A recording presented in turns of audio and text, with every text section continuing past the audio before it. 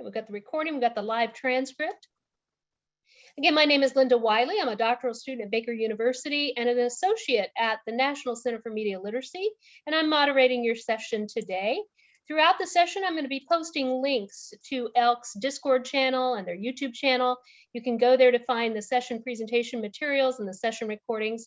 And towards the end, stick around. I'll post the link to the session survey. ELK wants to hear about your experience, so we hope you'll take a couple of minutes and just share your thoughts. I've also been asked to remind you that right after this session is a vendor expo today at 12 Mountain Time. This schedule lists them as two separate sessions. One is Beyond Campus Innovation, and the other one is PebblePad, the Learning Journey platform. I hope you'll take a few minutes and check out those session vendors. They've been so generous to have sponsored our conference this year. And so with that, I'm going to turn it over now. I'm excited about this because I don't know anything about Wakelet, so I'm glad I'm here. It's all yours.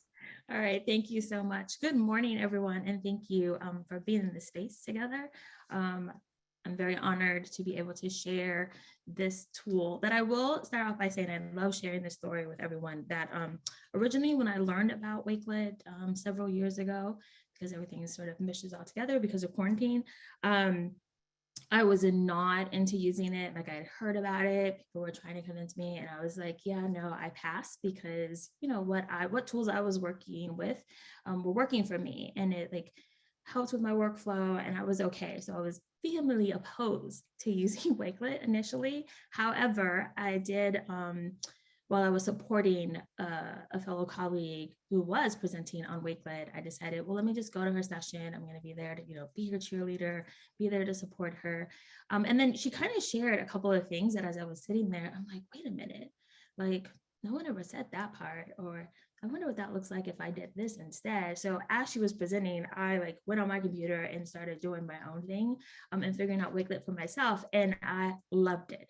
So I love telling people, if you are hesitant, if you were like, I have enough tools in my toolbox that like is working for me, hey, I'm with you. I see you. I hear you. I was you. And then I just saw one thing that like completely transformed how I'm using Wakelet, so much that today, and what I've done with many of my presentations for other things that I present on, I actually use Wakelet to present, which has been life-changing for me. And I hope that it gives you some ideas on how you could possibly use it. But at the end of the day, if you decide, nope, this is not for me, no harm done. It's all good. And then the other thing I like to start off with is that Wakelet is free. I like to say that again, because I know as educators, that is music to our hearts. Wakelet is a free tool. And it also, like over time, has transitioned from only being for 13 and up to actually being a tool for TK all the way up to adulthood, that you can use this professionally as well as personally in your lives. And the way that they made it so that way our youngers can use it as well is that teachers will pull from their Google Classroom. So there's like this whole format that you use that doesn't allow students to immediately, students under 13, immediately go make their own accounts. It's done through the teacher. So I just wanted to point that out right away. I placed a link to the Wakelet.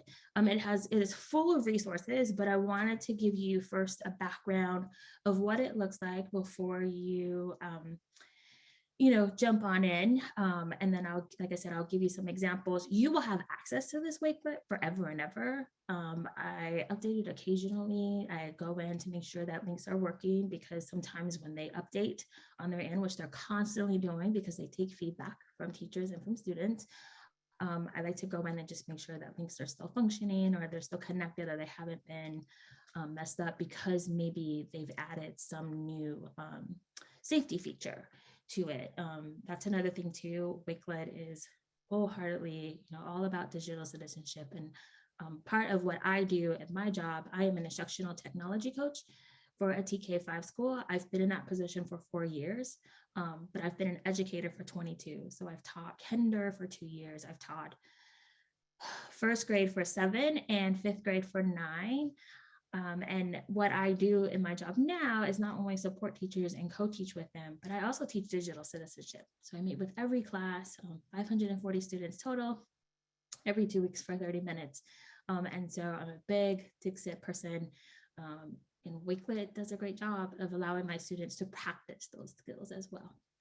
So again, the link is in the chat for you to have access to, and we will go through that. However, I just wanted to start off by showing you just, if this is your first time seeing Wakelet, I just want to give you some quick things on how it works.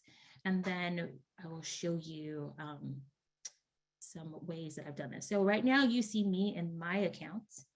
You'll notice that I have tons of collections. That's what they're called. So Wakelets, when you create one, it's called a collection. You'll see right off that it like puts me into my account where all my collections are. Now, just like, if I guess this is the connection to like social media, you do have a dashboard where you're able to personalize it. So you can add a header, you can add your image, you can add some information. You've got links here too. So this is your actual account that when you share, you have a handle, if familiar with Twitter and Instagram and stuff like that. So that's what you would share. You would share this profile with others. And so on this profile page that others can also have access to are your public collections. So I just want to start off by saying that initially when you create a collection, it is by default set to private, meaning only you have access to those. Then you have two other options. So you've got private, which is set to default.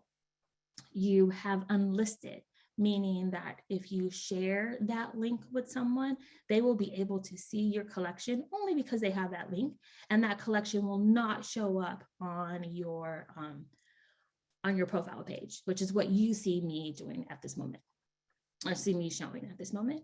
And then lastly, you have the option to set your collections for public. And when you do that, it will show up on your profile page. So you'll notice that I have some public public collections here. And again, because I love sharing, I'm intentional about which collections I do share for others to have access to on my public page, on my public profile. Then you also notice that on the left-hand side, I've got some topics, right? So initially, when you start to make your collections public, they just kind of appear on your page. You do have the option. So I'm going to go ahead and show you. So when I click edit profile, you see now, where I get to make all the changes. You'll notice that I can add a section. So on my left-hand side, I can go ahead and add a new section. So each of these sections I added, I'm a big fan of emojis. Again, TK5 area. So I've got emojis here, and I've set up so that way I can move these collections into whichever section I want to have it in. Okay, so that's how you kind of can organize it. Some people, if you're not there yet, if you're just now starting to share out, that's what I did. It wasn't until I got I don't know, maybe to my 10th collection that I was like, maybe I should organize this a little bit better, not only for myself, but for others too. So that's why I went on ahead and created sections. Okay, so this is the profile page. And again, this is what you would share for others to see. You'll see you have the share button. There's different ways that you can share this with others. You've got links, you've got QR codes, Google Classroom, on Twitter, on Facebook. So you've got many options on how you share this landing page with others. Any questions so far about that? And this is your profile page where you have your public collections. Just waiting a little. That wait time always kills us as teachers. So now I'm going to go to my home, which is my landing page for me, where I have all of my collections, regardless if they're private, public, or unlisted. You can see that, they're all here. Now I'm going to go ahead and go inside of a collection. Okay, so when you go inside of a collection, this is what it looks like. It's a blank canvas. You go ahead and give I think they do a good job of labeling things, right? So you give your collection a title, you can write a short description. So I'm just going to put test collection. demonstration.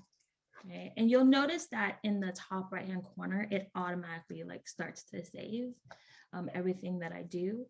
Now, to add things to your collection, you have so many options.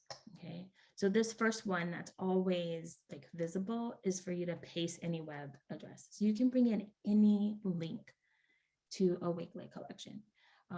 This is perfect, especially like if I'm setting up a space for my littles and I want them, you know, to do some activities. Maybe I want them to watch a YouTube video. This is perfect on Wakelet because Wakelet takes away all those ads and everything, all the distractions on the side. Like I always tell my students, it's important to be careful when you are watching, you know, YouTube, right? Like if you're going to watch a video, make sure that you put it full screen so that way you don't see all the distractions on the side because your brains are like subconsciously taking that information in. So if we want to be safe and responsible digital citizens, go ahead and like enlarge your screen. Well, in the classroom, if I want my students to like, you know, if I want to use a YouTube video, if I want them to watch something, then I'm going to go ahead and come to Wakelet and set that up here, just because again, it takes away all the ads and the excess stuff. But you can add any web address. Then you'll notice these icons on the side. Now I want to say this to you. For students who are under 13, their icons, they won't have access to all the icons like someone who's 13 and older who has their own Wakelet account. Okay, so I'm going to say that again. For students who are under 13, they won't have access, and I'll point out which ones they don't have access to. And that's again because of privacy issues. But otherwise, if you are 13 and older, you have your own Wakelet account that you signed up for yourself, then you have access to all of these icons. So you can add a web link. You can add text if you hover over, so you'll notice when I click that, a text box pops up. Okay. I can add an image. Now, when I click that, I have options. I can upload my own image. I can choose from Giphy or Jiffy, whichever you prefer, or I can choose from their library, which they use Unsplash. Now, for students who are under 13, that their accounts were created by their teachers, excuse me, when they click on image, the only option they have is to upload an image. So they don't have access to Giphy, and they don't have access to the library by default. I say that to say that as a teacher, when you set up your students' accounts who are 13 and younger, you do have the option to add on, to give them access to Giphy. Now, I would say that you would have to be very careful about that because then that means that they have access to things that may be inappropriate. So you just have to decide as a teacher what that looks like in your spaces. But again, students who are 13 and younger only have access to upload an image unless you go in and give them access to Giphy. Okay, so we've got address, we've got text, we've got images. This is bookmarks. Bookmarks is set here for like anything that you add to your collections will automatically be put into a bookmark. So it like keeps track of everything. Well, I can access that. So right now it says, yeah, so it'll like go through all of my collections and pull out certain things that I've like shared in those spaces, and then I can bring them over to this collection. Okay, then you have PDF. You can upload a PDF that like brings it in, right? Let's see what I have here. Trying to look for something. It's not so much a receipt. It's fine. So you can see what it looks like, and then students can go ahead and click that, right? And then you have some more options here. They call these like additional apps, right? So you've got, you can bring in tweets. You can bring in Flipgrid short videos. So you can go ahead and make a video right here. Oh, I need to download the latest version of Chrome. Good to know. Let's see the little update there. You can bring in YouTube, something from your Drive, your OneDrive, and then Adobe. Now, for students who are under 13, they will not have access to tweets.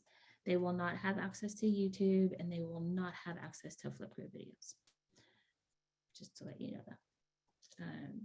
All right. The other things I want to point out in this space is that you'll notice there's a little gear on the left-hand side, right? So this page right here is just so that way you can just add your stuff to it, all right?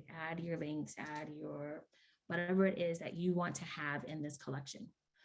On the left-hand side, this is where you get to like decide a couple of things. So maybe you want to copy the collection that you've made. I do that sometimes when I'm presenting. You can copy your own collection. I can move my collection, meaning, I mean, I'll show you this later about like their spaces that I've created, like almost like folders. So I can move them so that way they're not in my like main collection, but maybe they're in one of my spaces. I can export a collection as a PDF. You've got some, data information to see how many times people are clicking on it, who's, taking a peek at it, or I can delete it. The last option is if I want to allow others who will see my unlisted or my public collection to make a copy. This is perfect for like if I'm creating hyperdocs for my students and I want them to be able to have their own hyperdoc to like go ahead, and I'll show you what that looks like a little bit later.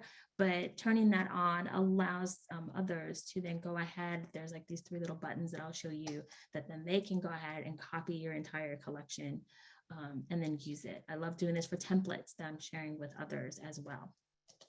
The other option that you have is this little paint palette, right? That's where you can like add in some things. So here we go. There are a couple of layouts that you can have set up for a collection, right? You've got media, which is a linear one. So that's how I actually have this whole thing set up. It's just set up in linear fashion, right? You just kind of scroll from top to bottom. Next is compact, where again, it's still the media, but it's just smaller.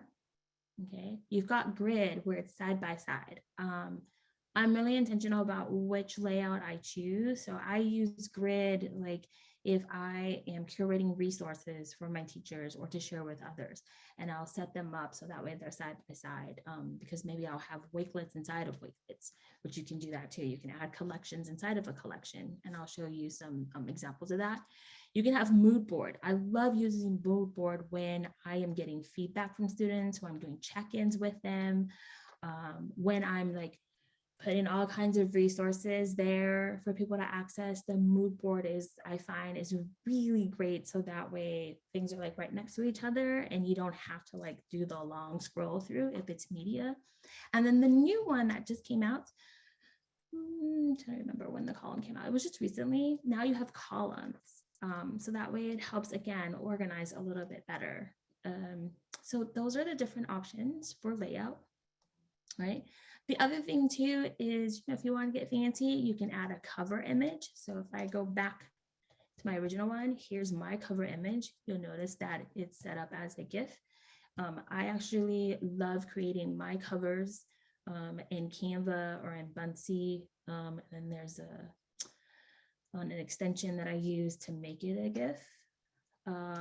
Wakelet also gives you access where you can upload an image from your own computer. You can choose from Giphy to do that, or Giphy, or you can choose from their library from Unsplash, right? And then you have the background image. So again, you'll see, looking at the one that I've created, you've got these background images here. Again, I'm creating these on my own, but you can also like pull from images that you have or from their library. Okay. So that was kind of like a quick overview of all the things that you can do inside of Wakelet. When I'm like using this with students, I just kind of point out a couple of things, and then I just kind of have at it and let them go ahead and play around with it for a while before we dive in to something that we're going to do.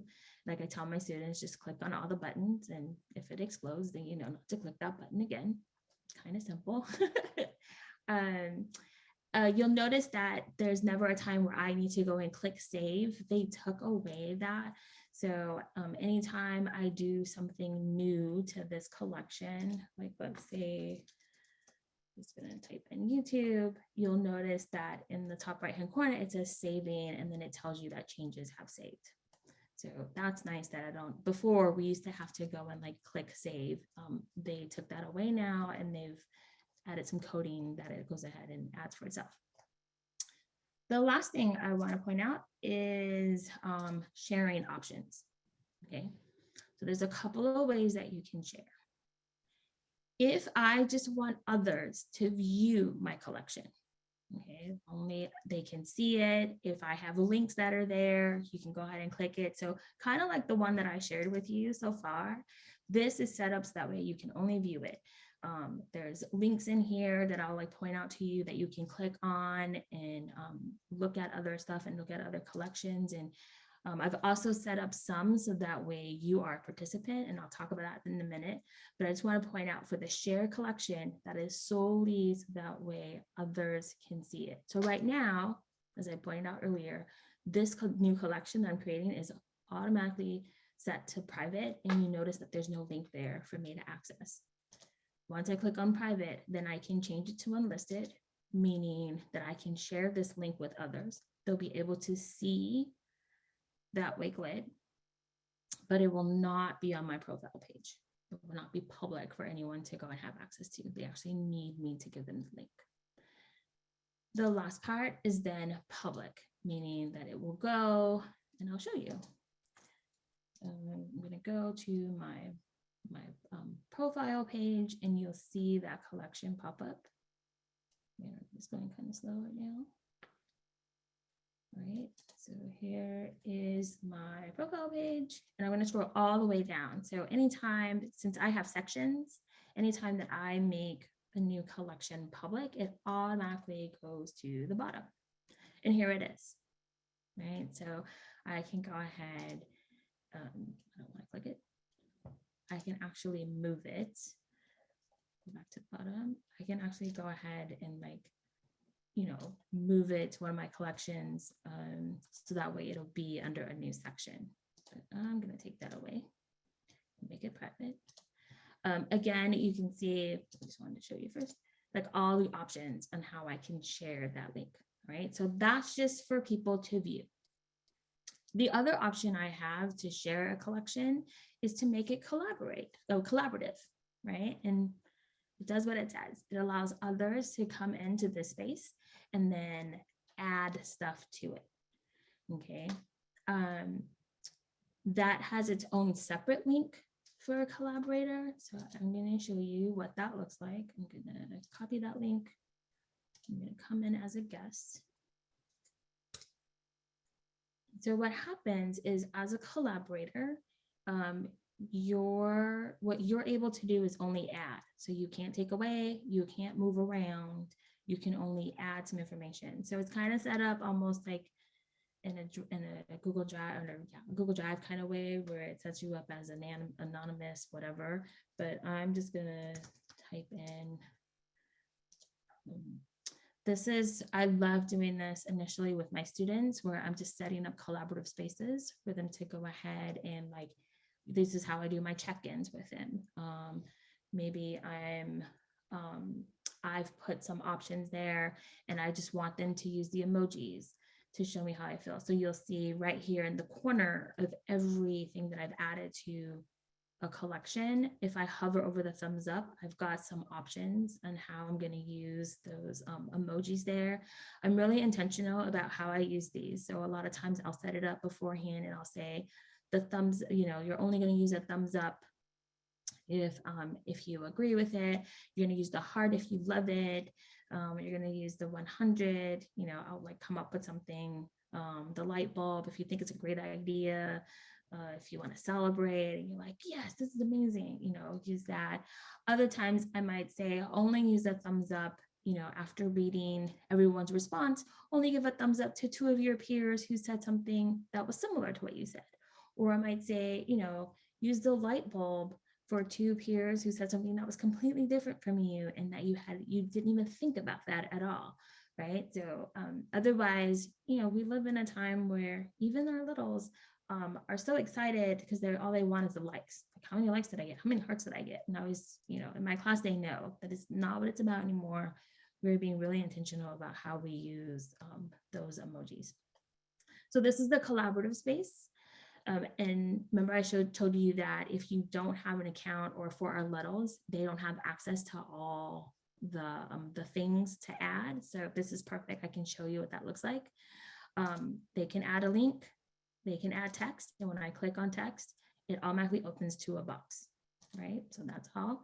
For an image, they can only upload an image. They can do a PDF. When we go to the apps, they can only do Drive, OneDrive, and then Adobe. And then you notice that there's this other one that wasn't on the one that, like, for our account. This is where they can create like a little mini collection. And this is a way that like they can put more than one thing, but they're like putting a mini collection in your collection with only the things that they have access to. Like those here, let's see. I'll go ahead and show you what that means. I don't have that covered right now, but like this is my little mini collection, and now I can go ahead and like add other stuff to it. Like again, the same, like I have limitations, right? Because I don't have my own account, but I can still like put many things here, and then it will appear on this collection that I created. Right. This is really fun to do with students too, if they're just trying it out. I love doing this with teachers. If they are hesitant to sign up for Wakelet, which is free, then this is a way for them to like experiment with Wakelet. All right. So any questions about all of that? Like I talked about different ways that you can share, the difference between sharing your collection and inviting collaborators. Oh, one other thing I did want to add about collaborators. Once you add someone as a collaborator, you can change their permissions, meaning, okay, so as you add collaborators, they will appear in this little space that I'm like showing on my screen. Next to their name, it will just say collaborator. Hold on, let me see. I think I have some. I'm trying to think, which ones do I have that I did with someone else? Oh, okay. This one. Okay. Did I make this one? So in this space, there it is. Okay. So you'll see that everyone that I like shared as a collaborator, that I added as a collaborator, I should say, they will be listed here. You'll notice that I can change what they're able to do. So initially, if I'm just adding them as a collaborator, they can only add. Remember, they can't take away, they can't move anything. Well, I can bump it up so that way they become like admin. And that way they can edit, meaning now they can not only add, but they can take away and they can move things around. This is really great if you were collaborating with someone else. So this is one that I created when I was presenting with two other people. And I added them as admin. And so that way they could go ahead and add their information. And they can also like move things around. So that way, you know, we didn't have to be on at the same time creating it. Like we had met at one point on Zoom, and then we were like, all right, so just add in that space. And then, you know, I would say like, okay, I'll go in and like organize it better. You know, add some other things in there, but then we can work on it in real time or on our own time and then see each other's stuff. The nice thing is that it does give recognition to who added in that space. So you'll notice that like Tisha's name pops up here. Let's see, my name, this is because I created this, my name is not on here for me, but when Tisha goes on or when someone else goes on, they'll see that it was added by me. So that's really nice. The other thing too is that if you do make a copy of someone's collection, it will give recognition. So you'll notice that on the original one that I shared with you, it tells me where I copied this one from. So that's really nice because it gives you know, that whole like digital citizenship and copyright issue is right there for others to see. All right, so that was like my overview of Wakelet. Are there any questions so far about that part before we like jump in to see all the ways that you can use it? You can either unmute yourselves or put in the chat.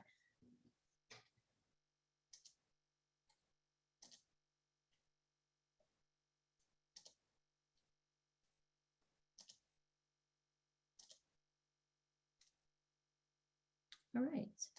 So if you will go ahead and come back to this space, I know we have like 20 minutes, 19 minutes now. And I just want, again, you'll have access to this. You'll have access to all the things. So I love checking in with people, right? This is a great way just to see who's here. It gives you an opportunity to go ahead. No, of course. Why would it be working? Remember I told you how sometimes they're doing things and they're messing things up. Let me go ahead and fix it. So you'll get to see me fix it. Check-ins. So you see me clicking on them. So right here on the left-hand side, I don't think I talked about this, is spaces. So originally, when Wakelet was, when they first created Wakelet, everything just went into your main account, right? Like all your collections. And I have to tell you, after I already had like, I don't know, 50 plus collections, I was like, this is insane. There's no way for me to like organize this. I couldn't find certain things. And it was frustrating because I couldn't organize it. And we kept telling Wakelet, we're like, hey, you need to like, come up with something so that way we can organize and find our collections. And so they came up with spaces. Now, having spaces was twofold. One, it was one way for us to organize our collections. The other way was, again, because when Wakelet first came out, it was not for students under 13. Using spaces was a way to still engage our students who were under 13 to access it. So let's look at this. So out came spaces, which for me, my type A personality was like, oh my gosh, I need this in my life because I need to be able to organize my collections. All right, so there we go. So I'm going to delete this one. You might have to refresh. I'm not sure if it goes away, but now you should be able to click this. But yeah, I was talking about collections, right? So you'll see that here on your left-hand side, there's a plus sign that says create or join a space. So if others are creating spaces for us to collaborate in, that's an option. So let me show you, like this person, someone who lives in Tunisia, that's how I pronounce it. She created a space and then she invited a lot of us to come into her space so we could learn about her country.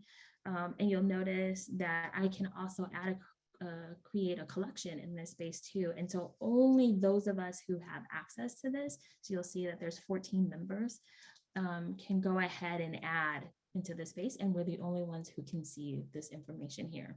So this is great for collaboration. We have one for the Wakelet Community Week. So Wakelet loves putting on where they spend like 2 days. Sometimes it's a whole week, sometimes it's a couple of days where, a lot of us are coming on and sharing, and then we'll create a space for those of us who are like sharing. We'll create a space with each other so that way we can see each other's presentations and then give feedback to each other if we wanted to. There's also a collaborative space. Let's see, I'm trying to find the ones that others have created. There's one for Wakelet Ambassador space. So 663 members are in the space, and like we were encouraged to go ahead and add our own collection to tell about who we were. So this is great to like, starting off with students just to go ahead and share in that space. So this should work now for that check-in. If you want to go ahead and experiment and just check in, and I love finding out who's in the space, what's filling your bucket, and what's draining your bucket, right? You can see that others have also shared in that space. This is another way to just collaborate, check in with folks. I love doing this with teachers with students. Occasionally we'll do this at my school and just send it out in the morning for staff meetings, right? Have people to go ahead and check in. And again, they can do this without having an account at all. So that's one way. But we're going to go ahead. You've already met me and heard about me, so we're going to skip that. But I do want to check in. I know that you've heard me say a lot about Wakelet, but how many of you have either heard of Wakelet, used Wakelet? If you want to share in the chat, or I also have this space where you can use the GIF. Now remember, you can only use a GIF or a GIF if you have an account. Otherwise, I have teachers who will go ahead and just type in that space, if you've heard of GIF or heard of Wakelet or not. How many of you either have used it before? I know that my moderator said that she's never used it, but she's heard about it, and so she was excited to be here.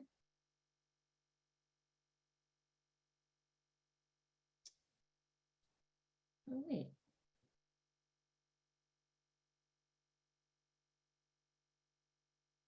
Right, so I'm gonna go ahead and show you some examples of how I've used it.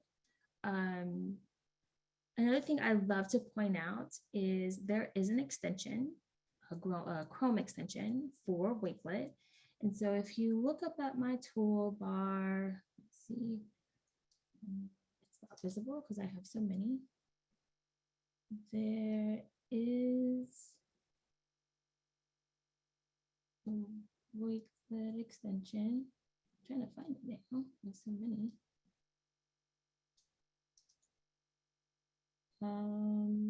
That if you are doing a search, then you don't have to, did it get taken off?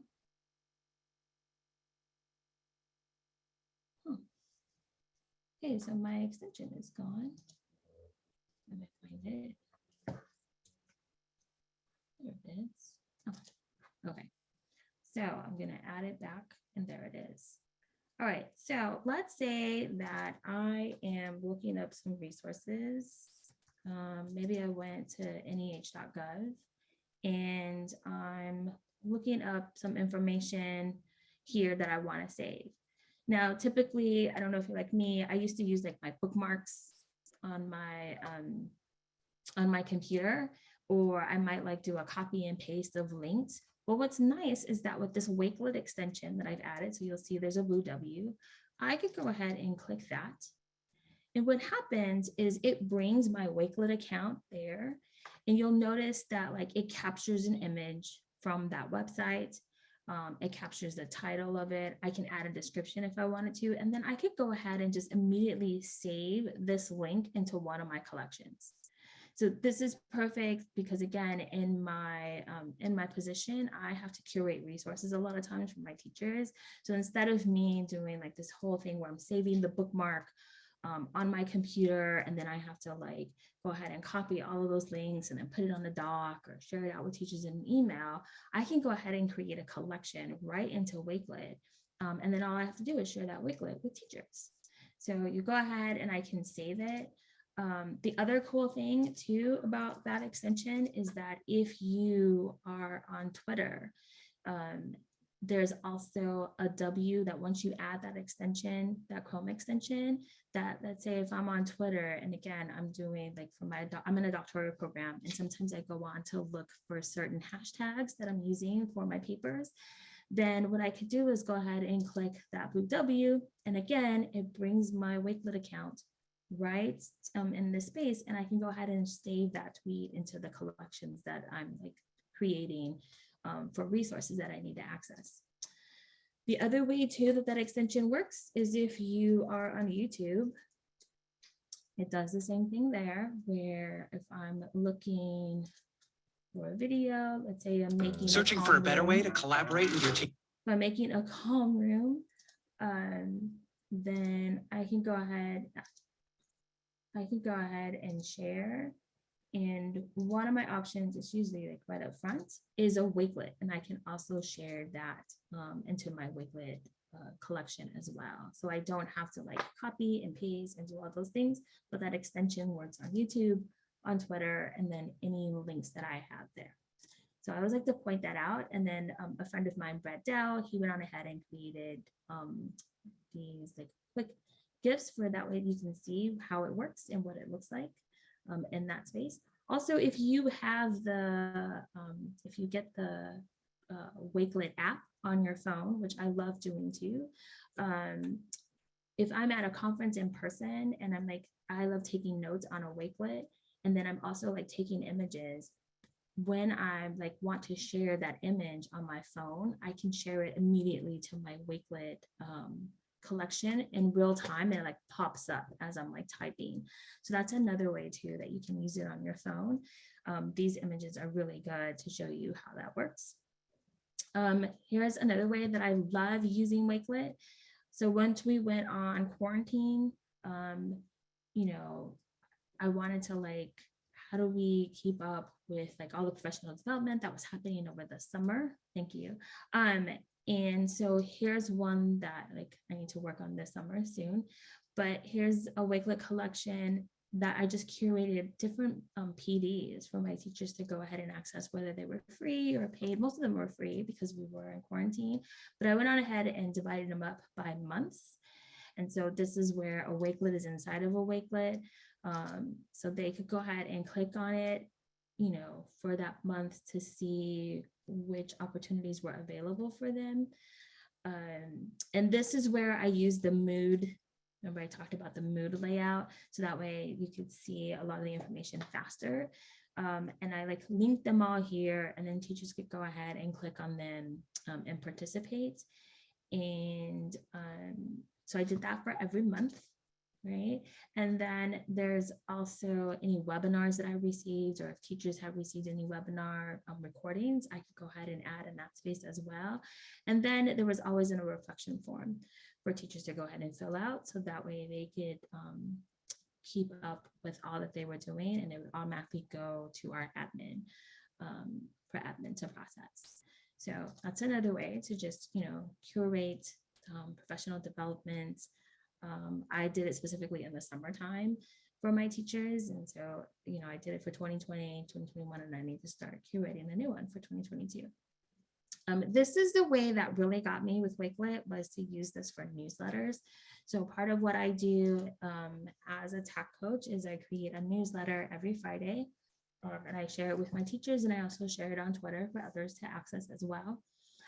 Every month, I try to use a different platform to house that newsletter, just to show teachers different ways that, you know, that platform can be used, that tool can be used in their classroom.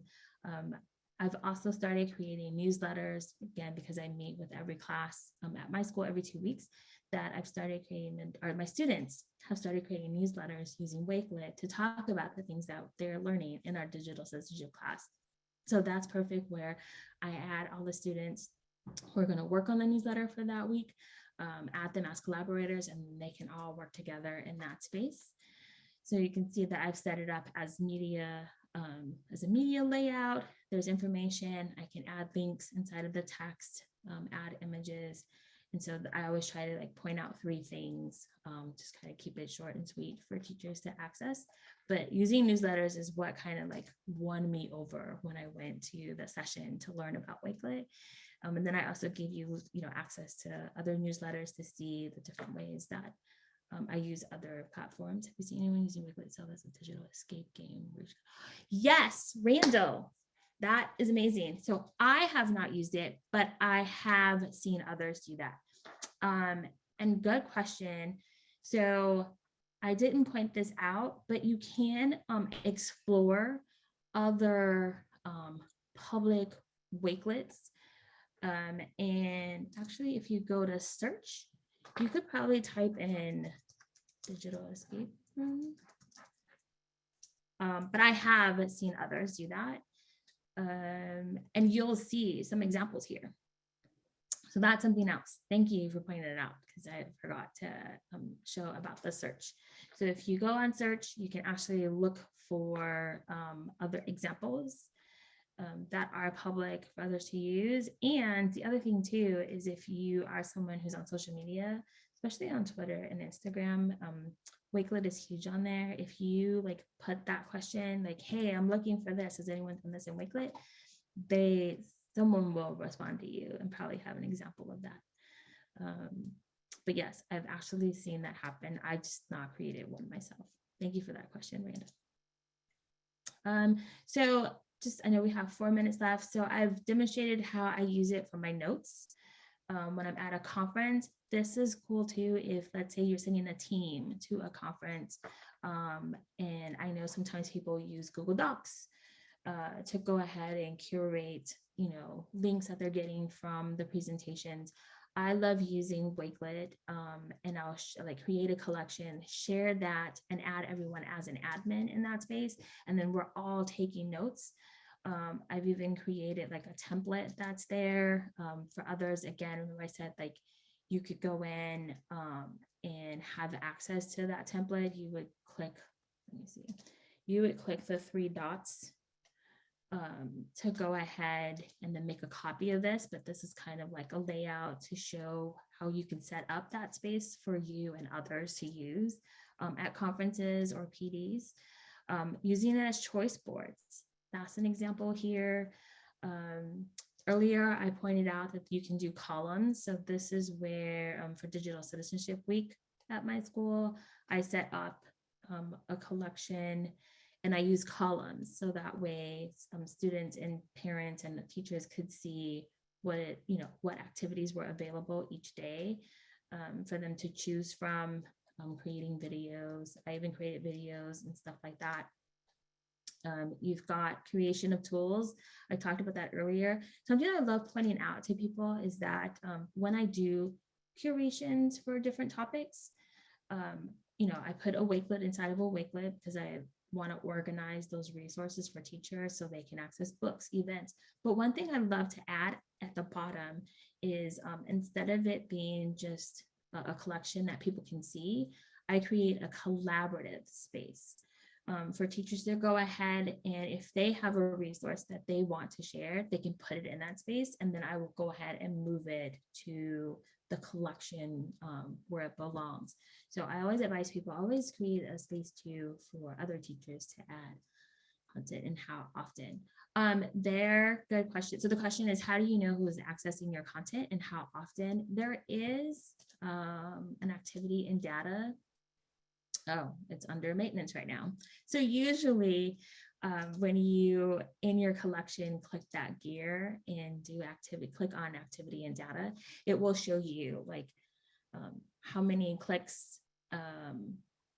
It won't take so if I remember correctly, if people have a Wakelet account, it will also show who is clicking on it. And if not, it will say like anonymous or whatever, but it'll show like how often it's been clicked on. I forgot what the other data is. If they gave, like if they liked it here, like right here at the top, you can see that someone that gave me 3 thumbs up. I can see who actually did that. So it does give you that kind of information about like who is and how often it's being done. And anytime that I will say, if you create the collaborative space, that when teachers go to add, it also gives you that information about like who's added in that space as well. It will also show up to their name that they added on that. Like I move the peoples who added here to the collection for the topic, but it will show like who added it. So you'll see their name, like on from mine, it says me, but as people add, it will also have their names there too. If folks want to connect with you, how can they go about doing that? We're out of time. Thank So you. if they want to learn more, at or the top, if you want to learn more, if you want to connect, if you have some ideas, I'd love. My Twitter handle is here right at the top. My email is also here and my website. So please check it out. It's filled with so much information. And thank you all for being in the space. Thank you for your questions. And that's about it. Yeah, we're out of time. You're fantastic. And I learned so much. Thank you so much for sharing this with us. In the chat, take a moment to click on the survey if you wouldn't mind. And just a reminder about the Vendor Expo. It's next. So thank you so much. Have a great rest of the conference. Bye.